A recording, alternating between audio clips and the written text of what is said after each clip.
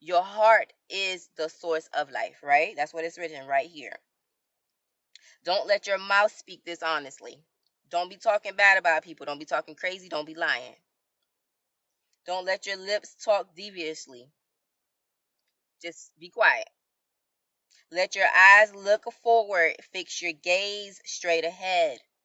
Carefully consider the path for your feet, and all your ways will be established. Don't straight ahead. Carefully consider. Proverbs 5 says, avoid seduction. My son, pay attention to my wisdom.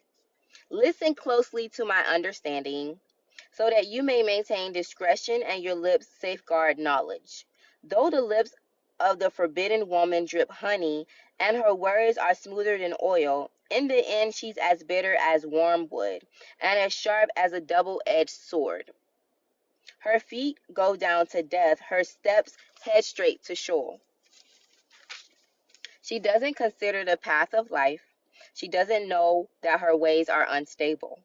So now, sons, listen to me and don't turn away from the words from my mouth. Keep your ways are unstable. So now, sons, listen to me and don't turn away from the words from my mouth. Keep you far away from her. Don't go near the door of her house.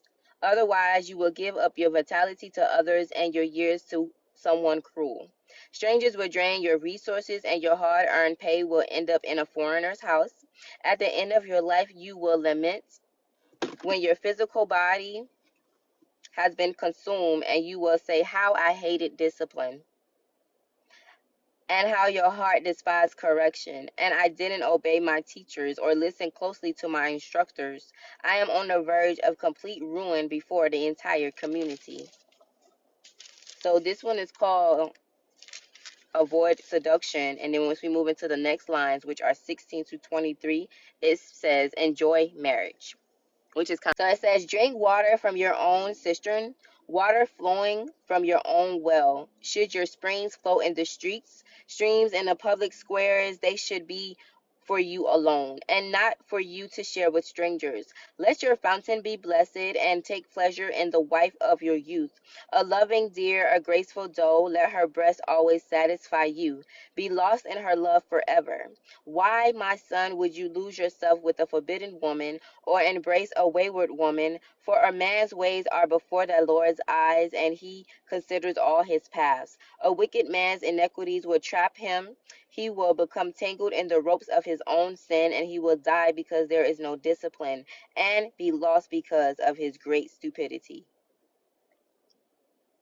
Now, if that didn't just tie up what happens when you mess up in your marriage, if that didn't just tie up everything of what you need not to do and what you should do and what you should stay away from. Like I stated before we started Proverbs, guys, that once we do Proverbs, we're going to have a change of heart. We're going to have a change of character. We're going to move differently. So far, let's go back and go over what we've learned. Okay. Proverbs 1 is teaching us about the purpose of Proverbs and the path to avoid violent behavior. Proverbs 2 is teaching us about wisdom and why do we need wisdom. Proverbs